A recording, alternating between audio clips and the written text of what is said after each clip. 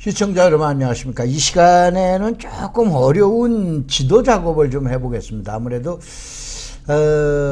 제가 30대 40대 교수이면 괜찮은데 벌써 60대 교수이기 때문에 그래가지고 저희 학교에서는 저희 대학에서는 제가 이제 나이가 많아가지고 저보고 꼰대 교수라고 그리라고 그랬습니다. 근데 제자들이 그건 너무합니다라고 그랬는데 나는 그 말 좋다, 괜찮다.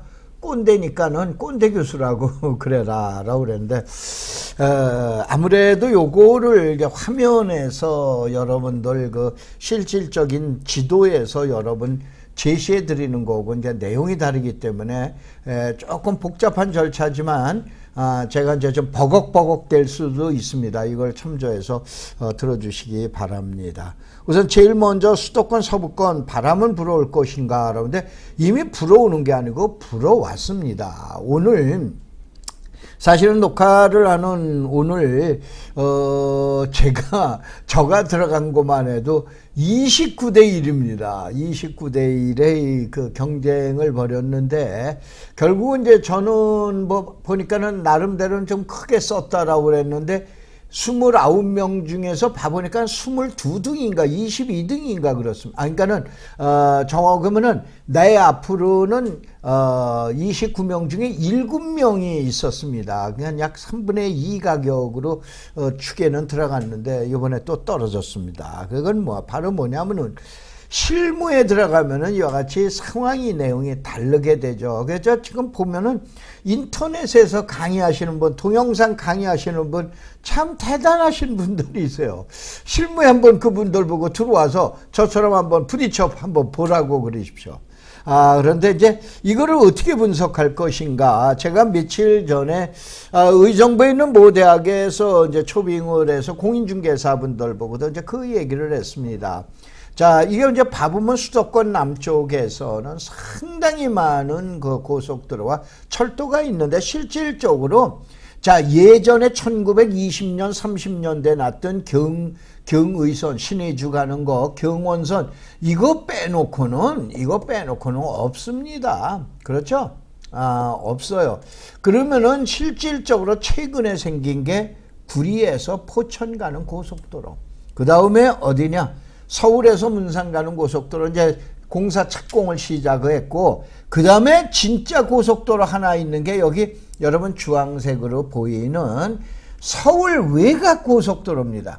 여러분이 고향이 전라도이든 여러분이 경상도이든 여러분 동네에는 고속도로 철도가 지나가지만 대한민국의 수도권 5천만 인구에 2,500만이 사는 수도권의 북부 구간에는 도로도 고속도로도 하나도 없고 철도도 하나도 없습니다. 근데 이제 생기는 거예요. 그럼 땅값이 어떻게 됐어요? 그동안에 남쪽에서 어떻게 됩니까? 서쪽으로 불었다가 동쪽으로 불었다. 지금은 이제 북쪽으로 불 때다. 김정은이가 화해무드에서 남북 통일이 된다 하더라도 간단하게 얘기하면은 그것 때문에 땅값 올라간다고 생각하면은 잘못입니다. 가장 중요한 문제는 바로 뭐냐면 기간교통망이라고 그러는 교통망이 5,000년 역사에 이제 새로 만들어지는 게 수도권 북부라고 생각합니다. 자, 끝으로는 어디냐? 포천서부터 해서 왼쪽으로는 어디까지? 김포 구간입니다. 이 구간이 이제 지금 얘기하는 수도교통망이 구축이 됐다고 이제 이렇게 보시면 됐어요. 자, 그러면은 이것을 지난번에 제가 이제 강의해 드렸어요. 그러면서 이걸 답사를 했습니다. 여기 답사를 갖다 신청하신 분이 비싼 금액 30만 원임에도 불구하고 약 60명이 신청을 하셨습니다. 그 대신 자료를 한 보따리를 드렸어요. 도면이 7개에다가 책자가 2권에다가 모두 해가지고 거의 절반이 뭐냐면 도면하고 자료값입니다. 2번 다시 이분들은 고양시, 파주시, 또 그 다음에 양주시, 의정부, 동두천, 연천 이 6개 지역의 자료로서는 이제 더 이상의 자료가 필요 없을 정도로 지금 자료를 만들어 드리는데, 이건 왜 그러냐? 일반 답사하고 다릅니다. 저는 어디에다 물건 이렇게 찍어 놓고 보통 사놓고 답사들 데려가죠. 저 이런 거 한 번도 한 적 없습니다. 알으셨어요? 그러니까는 지금 얘기한 대로 순수한 답사는 뭐냐? 여러분 실력을 길러들어야 돼요. 보는 안목을 길러들어야 돼요. 그게 진정한 답사가 아닌가라고 그랬는데, 오늘 그걸 답사를 다녀온 거를 2부 강의에서 도면으로 한번 설명을 드리겠다, 이런 얘기예요. 우선 제일 먼저 교외선을 갖다가 수도권 제2 외곽순환고속도로 착공 들어갔습니다. 여기에 해서 서울에서 문산까지 가는 고속도로, 이 세 구간을 봤어요. 그런데 자, 시청자 여러분들은 자, 이와 같은 상황에서 1번, 2번, 3번, 4번의 순서대로 그동안의 지가 또 수도권 교통망이 갖춰졌다라고 보시면 돼요. 자, 구리에서부터 시작해서 포천까지 가는 고속도로는 자, 여기 있는 지역을 보면 전부가 신도시 내지 뭡니까? 택지 개발이에요. 그럼 이 고속도로는 어떻게 되냐? 고속도로 인터체인지가 중요한 게 아니에요. 주변 가격으로 퍼져나갑니다. 이것을 고속도로의 디스퍼션 효과라고 얘기하는 거예요. 아셨어요? 이렇게까지 내용을 갖다가 설명드린 분이 겨우 없을 텐데, 다시 한번 이렇게 해서 여러분이 이해를 하셔야 돼요. 그래서 50km의 10개 고속도로 인터체인지 구간에서는 인터체인지 IC라고 그러는 걸 크게 생각할 필요가 없어. 주변으로 가격이 퍼져나가는, 섬에서 분산되는, 스프레이식으로 분산되는 이런 효과를 가져오는 게 구리 포천 간 고속도로가 됩니다. 다음에 35km 서울 문산 간 고속도로는 구리 포천 간이 50km에 10개 IC가 나오는데, 자, 서울 문산 간은 35km에 10개, 간단하게 하면 약 4km 정도마다 고속도로 인터체인지가 나온다고 보셔야 돼요. 근데 여러분들 이 지역에서 봐보면 당동, 선유, 월롱, LG, 오산, 설문, 고양, 식사, 원당, 여기서 무슨 지구, 탁지지구 들어보셨어요? 상암의 덕은지구, 원흥 삼성지구, 능곡 원당, 빨간 색깔 나온 거 이외에는 택지 개발이 아닌 어떻게 됩니까? 산업단지라고 우리는 공장을 보셔야 되는 거예요. 그래서 이 고속도로는 인터체인지로 몰려드는 고속도로입니다. 다시 한번, 구리 포천 간 고속도로는 분산하는 거고, 그 다음에 서울 문산 간 고속도로는 집중화되는 거예요. 그러니까 여기서는 인터체인지를 공부하셔야 돼요. 구리 포천 간에서는 주변에 있는 지가가 어떻게 분산되는가를 보셔야 되고, 그래서 그 내용을 다루면서 이렇게 설명, 여기서는 개발 압력이 안으로 몰려듭니다. 인터체인지별로 몰려든다, 이런 얘기예요. 그래서 다시 한번 이거를 선을 갖다가 지금 한 바퀴 돌았을 때 우리는 어떠한 내용으로 보셔야 될 것인가, 이런 거를 이제 도면을 보고 그 설명을 드릴 텐데, 자, 지금서부터는 조금 제가 버벅거릴 수가 있습니다.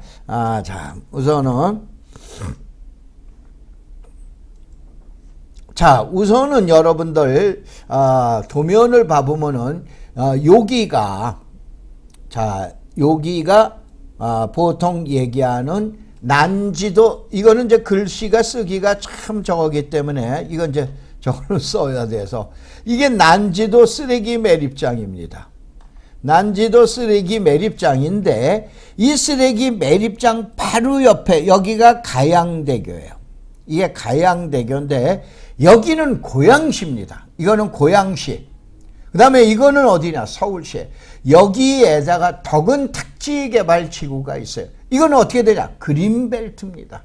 그래서 이와 같은 그린벨트에서, 자, 그린벨트에서 택지개발을 할 때는 어떻게 해야 되는가를 갖다 보셔야 되는데, 특별히 자, 여기 상암지구가 있고 그러는데 여기에 선에서 나가는 요쪽 지점입니다. 자, 요걸 지우고 다시 한번 해봐 볼까요? 지우고 봐보면은, 자, 요걸 좀 화면을 좀 크게 키우겠습니다. 여러분들이 이와 같은 이제 지금 나와 있는 지역이, 여기가 고양 덕은 택지개발지구예요. 그런데 바로 여기 대덕동 지금 얘기하는 그 신도농협이 있고, 그 다음에 덕은농협이, 여기 신도농협이 덕은농협입니다. 이 일대에 가면은 이것이 그린벨트에서 빠진 지역입니다. 그린벨트에서 빠진 지역이에요. 이 지역에 있는 여러분들 주택가격, 여러분의 주택가격이 얼마 되겠다? 지금 2천만 원에도 매물이 없습니다. 평당. 왜 그러냐? 자, 앞쪽으로는 이와 같은 고양 덕은 택지개발, 옛날로 말하면 보금자리 주택이 있고 뒤에는 상암 아파트가 있어요. 당연히 가운데는 어떻게 됐습니까? 지금 여기로 사람이 몰려들 거 아니에요. 이리로 몰려들고 이리로 몰려들죠. 그러면 이와 같은 지역은 바로 뭐냐? 이 주변의 상암동 일대에서 바로 상업용 시설 용지를 봐야 돼요. 여기서는 얼마냐? 평당 지금 5천만 원대가 됩니다. 그러면 여러분 땅 갖고 계시면 이 땅 파시겠어요? 공인중개사, 제 제자인 공인중개사 교수님, 그냥 버스 타고 지나가시고 사무실 들리지 마세요. 왜냐? 매물이 없습니다. 교수님 같으면 여기 2천만 원에 팔겠습니까? 나 같으면 안 팔지. 그러면 지금 3천만 원, 4천만 원에 매매가 됐냐? 그거는 아직은 아니다 이거요. 왜냐? 아직은 이제 개발 중이기 때문에. 그래서 바로 뭐냐면 여기에서 여러분들이 배우셔야 될 부분들은 바로 뭐를 배우느냐? 자, 이와 같은 그린벨트에서 문재인 정부에서 공공택지지구로 지정을 하죠. 이 지정을 하면서 개발을 할 때는 이와 같은 공공택지지구로 해서 개발을 만약에 한다라고 가정을 하면 주변에는 반드시 뭐가 있어요? 요게 보통 집단 취락지구라고 그리는 거예요. 이걸로 글씨를 써야 되니까 집단 취락지구라고 그립니다.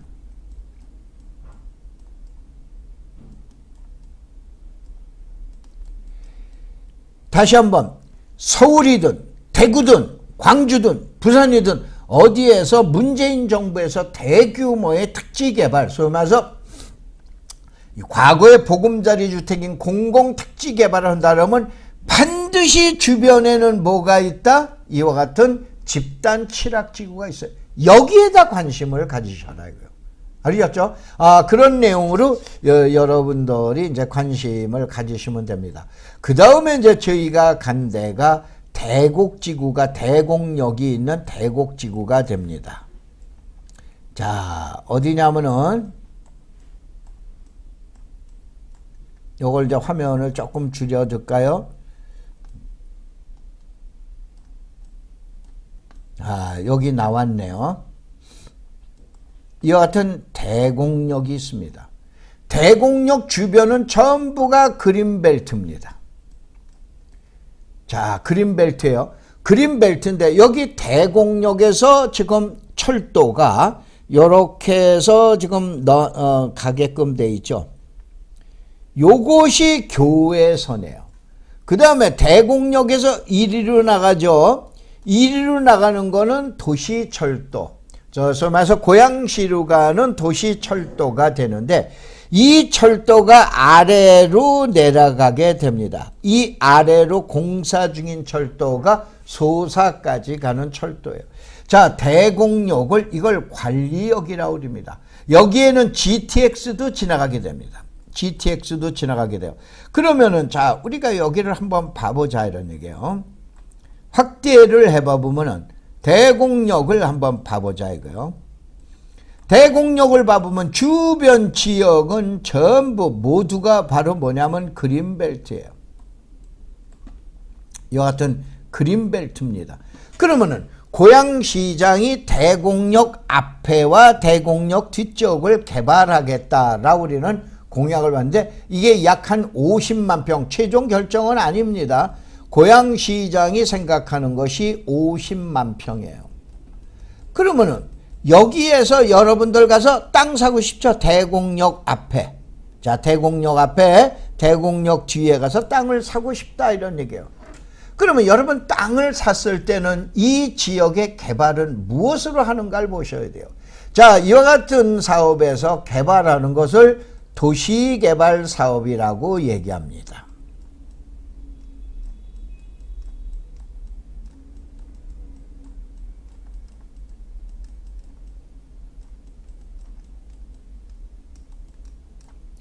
자, 이와 같은 도시개발 사업에는 첫 번째 사용 수용 방식인 사수 방식이 있어요. 사용 수용 방식. 두 번째가 환지 방식입니다. 세 번째가 바로 뭐냐면 혼용 방식이다라고 그러는데 저는 그냥 우스갯소리로 짬뽕 방식이라고 얘기합니다. 짬뽕 방식은 사용 1번과 2번을 합친 내용을 얘기를 하는 거예요. 합친 방식을 얘기하는데, 자, 이와 같은 그린벨트를 해제했을 때는 어떻게 되냐? 그린벨트 해제 조건은 이 강의를 쭉 들어보신 분 아시지만 어떻게 됩니까? 딱 4개뿐이 없습니다. 국책사업. 바로 국책사업이 뭐예요? 자, 지금 얘기한 대로 국가가 뭐 여기에다 대규모의 운동장을 아시안 게임처럼 운동장을 짓는다든가 또 아니면 올림픽 월드컵을 유치하기 위해서 또 여기다가 경기장을 짓는데 이게 국책사업이에요. 아니면 그 유명한 여러분 보금자리 주택 바로 뭐냐? 문재인 정부에서 추구하는 100만 호 공급에 대한 뭐를 얘기하는 거예요? 지금 얘기하는 공공주택지구예요. 그린벨트를 풀어서 만약에 이와 같은 대곡역 주변에 자, 이와 같은 대곡역 주변에다가 여기 같은 대곡역 주변에다가 보금자리 공공주택을 만약에 짓거나 그린다 이런 얘기예요. 바로 뭐냐? 공공사업에 이용을 하기 때문에 그린벨트를 푸는 거예요. 두 번째가 지역 현안 사업이에요. 세 번째가 뭐냐? 여러분 조금 전에 설명드렸던 집단 취락지구예요. 네 번째가 어떻게 되냐? 지금 얘기한 경계선 관통 지역이나 이와 같이 잘못 경계가 결정된 지역에서의 그린벨트를 해제해 줍니다. 그래서 그린벨트 해제는 딱 4가지. 그러면 여기에서 고양시장이 대곡역 주변을 발표하겠다, 개발을 하겠다라고 했을 때 이게 지역 현안 사업이에요. 몇 번째? 두 번째 나오는 지역 현안 사업이에요. 지역 현안 사업이다. 그러면 이와 같은 유사한 성격이 바로 뭐냐면은 부천시의 대장지구예요. 김포공항 뒤에 대장지구예요.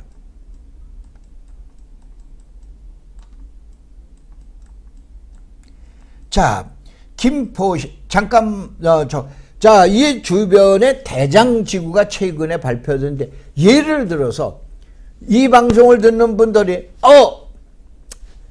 고양시의 대곡역에 대규모로 50만 평 개발한대.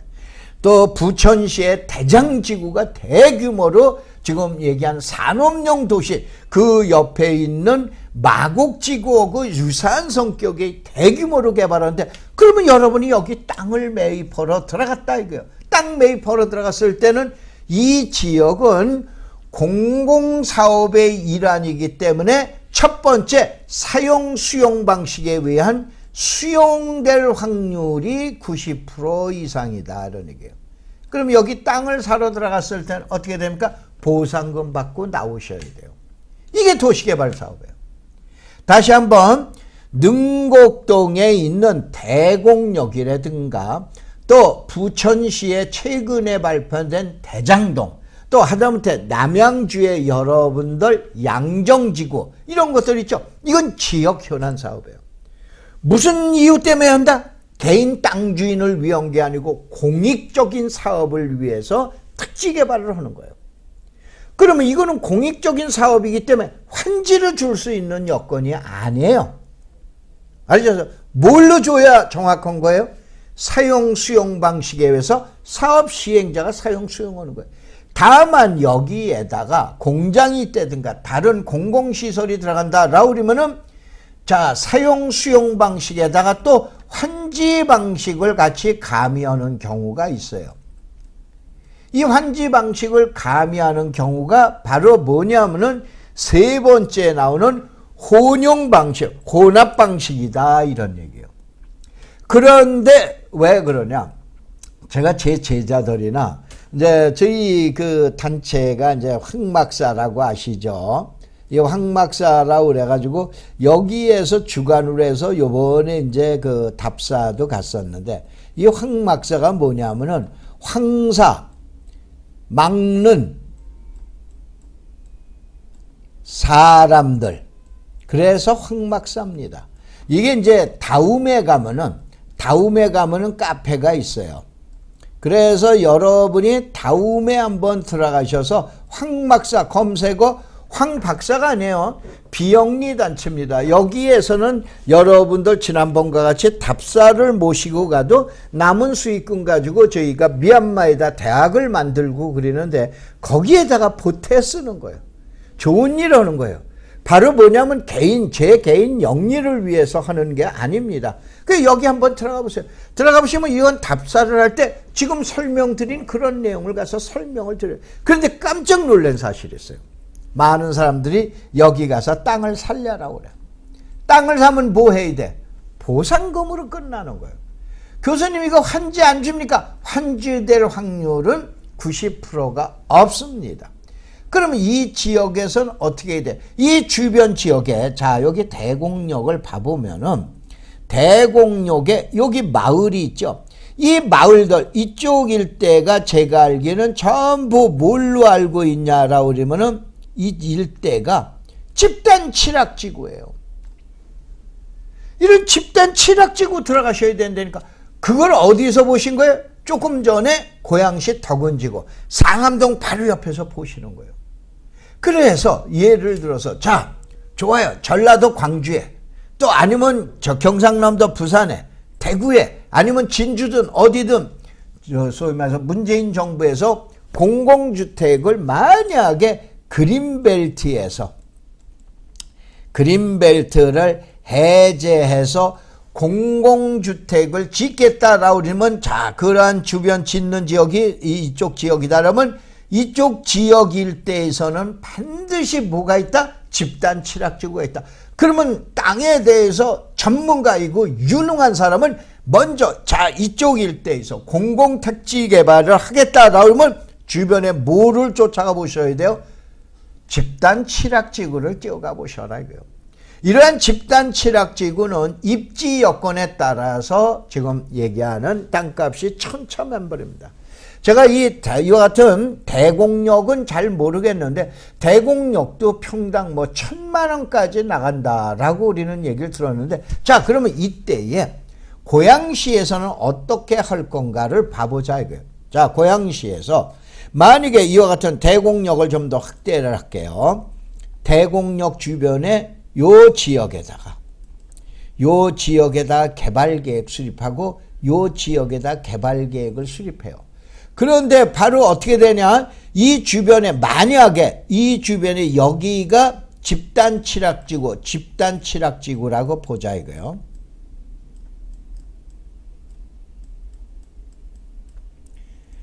집단 칠학지구라고 그랬을 때 이때에 만약에 여기 있는 사업과 여기 있는 사업을 합쳐서 개발하는 경우 이건 사용 수용 방식 이거는 환지 방식이죠. 이랬을 때 짬뽕 방식이 나오게 되는 거예요. 그러면 이분들의 땅을 일로 줄 거냐? 그건 아닌 거예요. 여기에 있는 땅을 환지 구획 정리를 해서 결국은 여기 개발계획과 여기 개발계획을 합치는 개발계획이 나온다. 이렇게 생각하시면 99점입니다.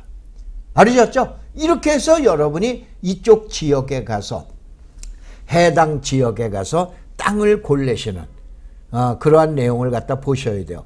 그래서 오늘은 자, 이게 이제 보통 20분 강의인데 지금 한 25분 벌써 됐습니다. 그래서 자, 고향의 덕은지구하고 바로 어느 지역 그 고양시의 대곡역 주변의 도시개발 사업을 봤어요. 그래서 다음번에는 자, 요 칸을 갖다가 쭉 가게 되면은 이것이 교외선입니다. 그래서 교외선을 이제 쭉 따라가게 되면은 여기에 대정역이 있고 대정역을 더 지나면은 여기가 원당의 원능역이 나오게 됩니다. 요까지만 한번 설명을 드릴게요. 바로 원당에 있는 원능역이 나오게 됩니다. 그래서 이게 교외선이에요. 그 교외선을 이해를 할 땐 이렇게 생각을 하셔야 돼요. 자, 여기가 서울이에요. 우선은 자, 다시 한번 보면은 자, 여기가 서울이다 이런 얘기예요. 서울의 외곽을 뺑 두는 지금 노선이 지금 얘기하는 교외선이에요. 물론 옛날엔 교외선이 여기까지 본이 없었습니다. 여기에서 섬에서 고양시에서 의정부까지가 지금 얘기한 대로 고양시에서 의정부까지가 이게 이제 교외선이 되는 거예요. 물론 이제 고양시가 아니고 여기 신촌역에서 서울역에서 출발을 해서 이렇게 돌았다가 다시 이렇게 해서 이렇게 돌아오는 코스였었죠. 그런데 이 교외선이 바로 외곽으로 최근에 뭐가 나오냐? GTX, 그 다음에 GTX가 나오게 됩니다. 그래서 국가기관 철도 구축망 계획에 의해서 교외선을 5개년 계획 안에 집어넣어놨습니다. 그래서 최근에 바로 교외선에 대한 내용이 뜨고 있는데, 자, 시청자 여러분이 여기서 다시 한번 보는 거는, 자, 이와 같은 원능역을 주변에, 여기가 고양시청입니다. 아이고, 죄송합니다. 여기가 고양시청이에요. 여러분 혹시 잘 적어내 보세요. 여기가 이제 고양시청인데, 고양시청에서 저 벽제 가는 방향으로 가다 보면 원능역이 있습니다. 그런데 이 철도를 어떻게 되냐? 1년에 한 번에서 많을 땐 3번씩 사용을 합니다. 물론 이제 군용열차나 뭐 들어가는데, 그 다음에 열쪽에서 가서 보면은 침목하고 철도에 침목하고 그 다음에 자갈을 최신 깔아놨습니다. 그럼 무슨 얘기냐? 앞으로 교외선, 수도권 순환철도는 이제 돌겠구나 여러분이 생각을 하셔야 돼요. 그 내용 가지고 앞으로 5년이든 10년을 내다보는 투자, 이게 미래 가치를 내다보는 투자예요. 자, 현재 수도권에는 약 한 530여 개의 철도역이 있다라고 합니다. 이게 이제 보통 역세권에, 여러분 역세권 여기에 다 선점해 있어. 그런데 앞으로 수도권에서 나올 역세권은 뭐냐? 이와 같은 교외선, 서울을 외곽을 도는 교외 순환열차가 이제 마지막으로 여러분의 재테크에 걸려들 바로 역세권 역사다 이런 얘기예요. 그 내용을 가지고 지금 교외선에 이미 선로가 깔려 있기 때문에, 그런데 안 다니고 주변 지역은 아직은 침체되어 있어요. 이런 주변 지역에 상가나 이런 것이 경매로 나온다든가 뭘로 매물로 나왔다라고 우린다면은 여러분에 대한 표적의 거리라고 보시면 됩니다. 자, 여기에서 도면상 강의가 지금 글자를 쓰는 게 아무래도 제가 마우스를 쓰다 보니까 좀 어눌하고 그랬는데, 다음번 강의서부터는 여러분들 도면 가지고 이 같은 지도를 가지고 다시 한번 강의를 해드리겠습니다. 그래서 도면 강의 일부 강의는 여기서 마치도록 하겠습니다. 고맙습니다. 감사합니다.